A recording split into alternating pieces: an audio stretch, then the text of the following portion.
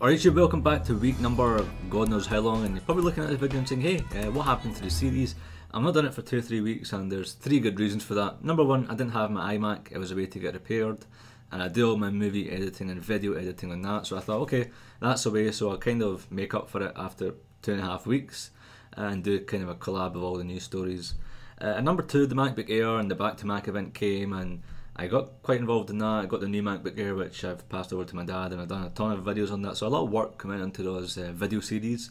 And for those of you who haven't seen it, if you click on the screen here, you can go directly to that playlist and check out the full MacBook Air range. Thoroughly impressed, and from those videos you can probably tell I was quite happy. And so happy that I'm trading this bad boy here for one of the MacBook Airs. So I've placed my order last night, and I should have it by next week, next Wednesday. Or that's what the Apple rep told me on the phone, even although when I track it, it says 17 days, but that tracker is never correct. So I should get it next week, 4 gigs of RAM, can't wait for that. And the third reason why I never done the Apple Weekly series is because there was not much to go over, apart from the MacBook Airs, Lion, and the whole Back to Mac event recap sort of thing. There wasn't much stories, it was just all related to that, so I thought, okay, once I get my iMac back, once I relax, once I've got all the MacBook Air videos out the way, I can focus on the series again on a weekly basis. The Apple Weekly series is also available on iTunes now, so you can watch it on the train, sync it up with your iPhone, your iPod Touch, or your iPad, going to work, uni, or whatever. Instead of reading the Herald or your local newspaper, watch my videos. It's just Apple Weekly videos for just now. I don't know if I should branch it to my other videos, but I thought I'd keep this video series solely to iTunes, and if you can favourite the video on iTunes, that would be fantastic. If you can comment on it, great. So getting all that shenanigans out the way, the first story of this week is quite good actually. 2 Australian guys have come up with a large iTable. It's an iPhone table pretty much, and it's basically an exact image of your iPhone, and you can actually swipe it and you can see from the video. It looks pretty intense, and these 2 guys are using it pretty flawlessly. You know, the swipe screen is working pretty fine, and the one thing I'm not looking forward to is the price of it.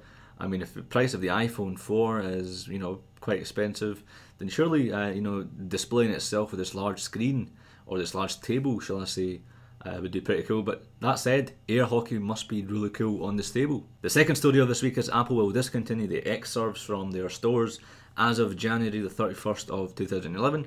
You will not be able to purchase one, even although if you've purchased one before this date, you will still get the support and the Apple Care and so on, or whatever is focused on the enterprise. It's not really a consumer device, but what they've done instead is they've kind of slammed the Xserve, and they've brought out a new Mac Pro range, a Mac Pro server range, and you can put 64 gigs into that beast. Imagine that. But it all comes at a price tag, 18 grand, that's in US dollars. But again, these are specifically focused at a niche, focused at the enterprise market, so the chances of you particularly picking one up is quite unlikely. But a lot of uproar amongst the community, you know, why Apple done this and that. To be honest, I can see why they've done it, and I would kind of be annoyed if I had Xserves and support for that, and I was looking forward to another upgrade. But now that, you know, the systems are getting so small with the Mac Minis and the Mac Pros, you can kind of do with a server that way. But perhaps Apple have done this for a good reason. They're not making money on it, because I imagine it just makes business sense. If they're making good money on it, if they're selling the units well, then why not continue it? Why not improve it? And if they've ditched it for a good reason. But they've not entirely ditched it, because they've brought out a Mac Pro alternative. So it's kind of a mixed bag. I'm not too focused on the enterprise market. I'm not too sure how they work.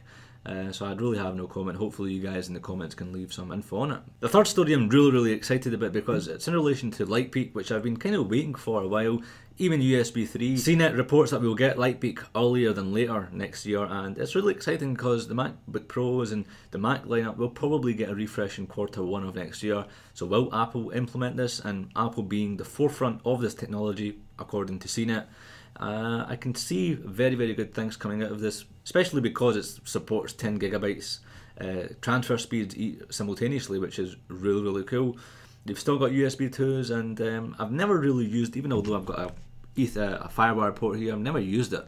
But I'm really wanting to kind of, I don't really want to go out and get a FireWire hard drive just now. And then come next year, there's, you know, LightPeak technologies, USB 3, even although Steve Jobs has recently said in an email that Apple has no intentions of, you know, trying to adapt to USB 3 because of Intel.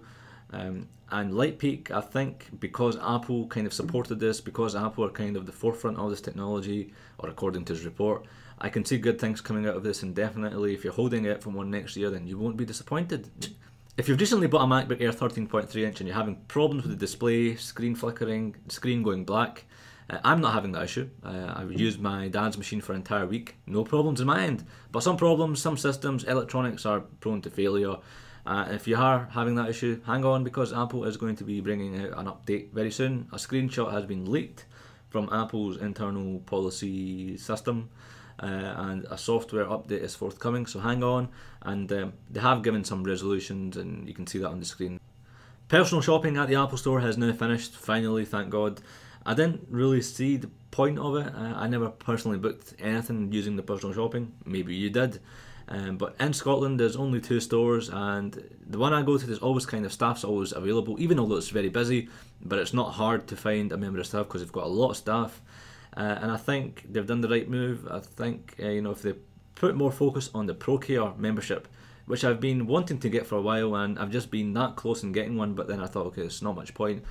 I think there need to be more features for the ProCare members, even if they want to kind of put the price up a wee bit, but they need to have more, because all those things in the ProCare membership, the only one thing that I like is speedy repairs, and as a result of my recent 27-inch iMac problems, it's 8 days or 9 days to replace a GPU.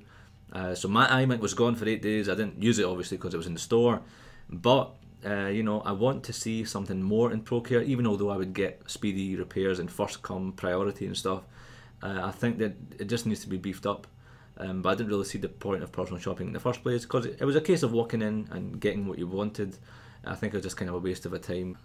And last but not least, the iPad. Coming straight from the horse's mouth, Microsoft has said the iPad is having an impact on netbook sales, and rightly so, because 30% of netbook buyers said they waited and got an iPad instead, and that is quite a chunk of the netbook market.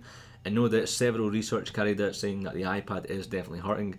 Forget about the Best Buy CEO, kind of retracting his statements earlier on this year, saying the iPad is killing the netbook market, and then retracting his statement, and then so iPad no doubt is killing the netbook market. And I've always kind of said this because it's kind of on par, but the iPad is much easier to use, more consumer friendly, got a separate operating system, more easy to use, and so on, a bit more powerful than netbooks anyway. But yeah, guys, this is all for this week's stories. Be back with you next week. If you can leave a comment, that'd be great. If you can subscribe to the videos, clicking anywhere on the screen, that would be fantastic. I've got a Facebook fan page, facebook.com/iGlaswegian. Remember, you can download this podcast through iTunes. Click on the link below in the description and you can download all the previous episodes as well. And guys, I'll see you next week. See you in another life. Cheers.